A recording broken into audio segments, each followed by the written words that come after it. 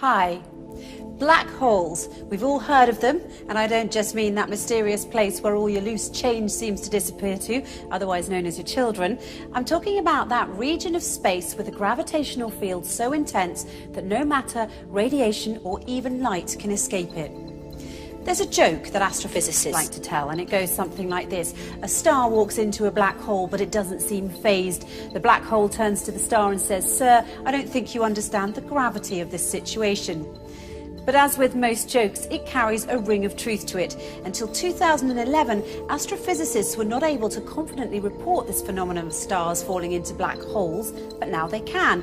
And the total number of cases of stars falling into black holes reported until 2016 had been 3. Interestingly enough, although it's not an astrology book, there's an entire chapter in the Quran called The Star, and the first verse of that chapter is, "By the star when it falls." In this chapter, the Quran describes characteristics of a place so similar to what we now know as fitting the description of the black hole that it will send a shiver down your spine. In the Islamic faith, it is believed that God granted Prophet Muhammad a special trip to the heavens. This trip was miraculous, of course, as there was no technological way the Prophet could have taken such a journey at the time, seeing as how planes hadn't even been invented, let alone rocket ships. Nonetheless, if you study this miraculous night journey closely, you'll find that there are many clues to prove that this incredible journey did indeed occur. Not only that, where it took place turns out to be of great interest too, because astonishingly enough, the description of the area the Prophet ascended to matches the characteristics of what we now know about the black hole. So let's look at what we now know about the black hole through the recent discoveries of science and compare it to the mysterious area the Quran describes in its pages as part of this miraculous night journey the Prophet took. Firstly, in verse 16 of chapter 53, the Quran describes this place in space as very dark. In fact, it describes it as darkness covered or draped in darkness, which is not surprising. Space is a pretty dark place. Even so, some areas are darker than others, but nothing is darker than a black hole, because black holes have such immense forces of gravity, nothing, not even light, can escape from them. That's why they're black. And because they're black, they are veiled from direct observation.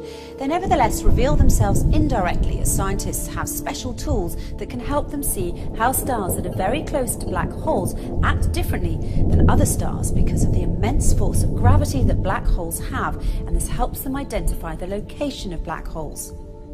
Secondly, according to the Quran, when ordinary people look at this dark area in space, they can't see it directly as their eyes bypass or surpass the boundary of this area, and they only see beyond it or around it. It's almost as if this area behaves as a lens. Science, it turns out, has a term for this. It's called gravitational lens. Let's take a closer look. Normally we think of light travelling in straight beams, but near a black hole, the powerful force of gravity bends and warps rays of light around it, creating a visual imprint on the surrounding material.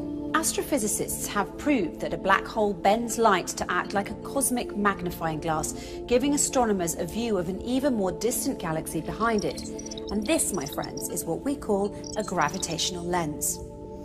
However, the Quran brings our attention to an interesting fact regarding this matter in verse 17 of chapter 53, when it says, "The eyesight of the Prophet Muhammad did not swerve, nor did it pass beyond the boundary. He certainly saw it as one of the greatest signs of his Lord."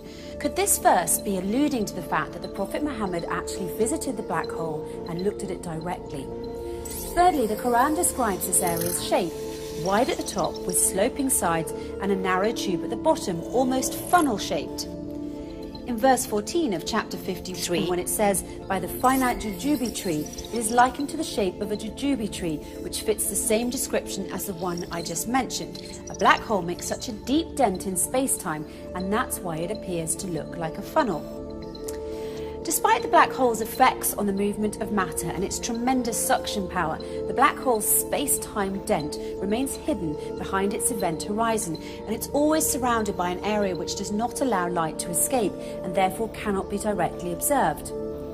And fourthly, once again, in verse 14 of chapter 53, by the finite jujube tree, the Quran reveals that this area is finite.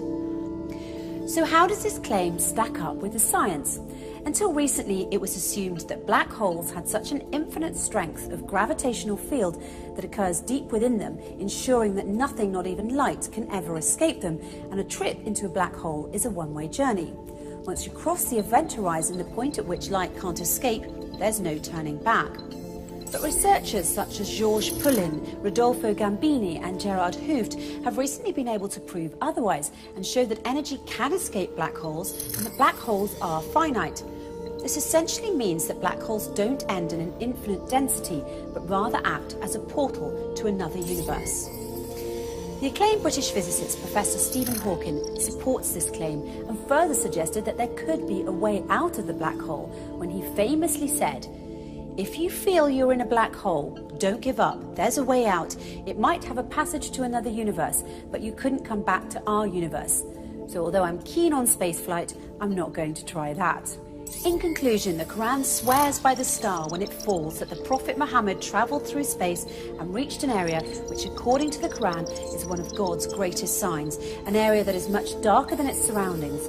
This darkness hides its funnel jujube tree shape underneath, and no one can see this area directly, as his or her eyesight will swerve and pass beyond its boundary. Finally, we're told that this area is finite and a portal to another universe. So it would seem that the Quran and astrophysicists agree, as the way in which the Quran describes this mysterious area matches what we now call the black hole. However, the Quran takes it one step further by asserting that it is, in fact, a portal to heaven, a claim which science has yet to prove. But if past experience is any indication, it's only a matter of time before science catches up to the scientific miracles already contained in the pages of the Quran.